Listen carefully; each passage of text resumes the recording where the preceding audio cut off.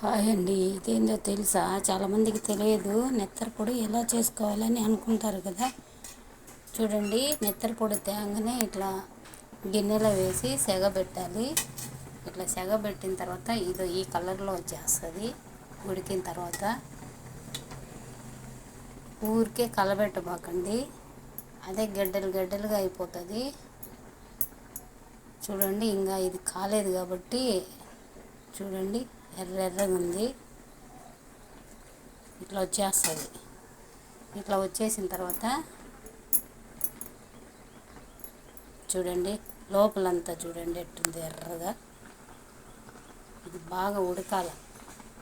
ఉడికిన తర్వాత ఈ కలర్ వచ్చేస్తుంది. అప్పుడు కలదిప్పాలట. అప్పుడు ఉప్పులుగా కోసుకొని గుజ్జుగా చేసుకొని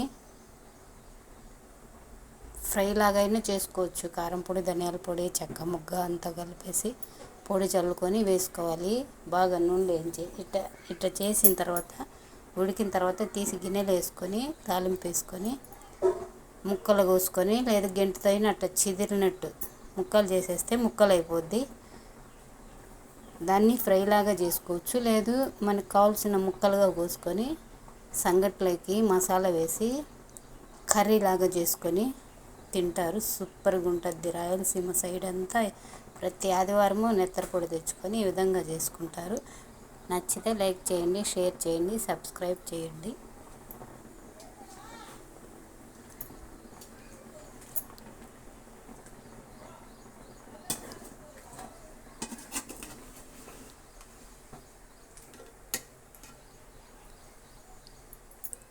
ఇట్లా వచ్చేస్తుంది.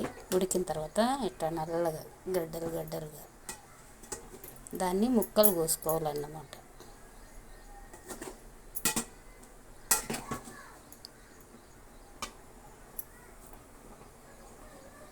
వీడియో నచ్చినట్టయితే లైక్ చేయండి, షేర్ చేయండి, సబ్స్క్రైబ్ చేయండి ప్లీజ్.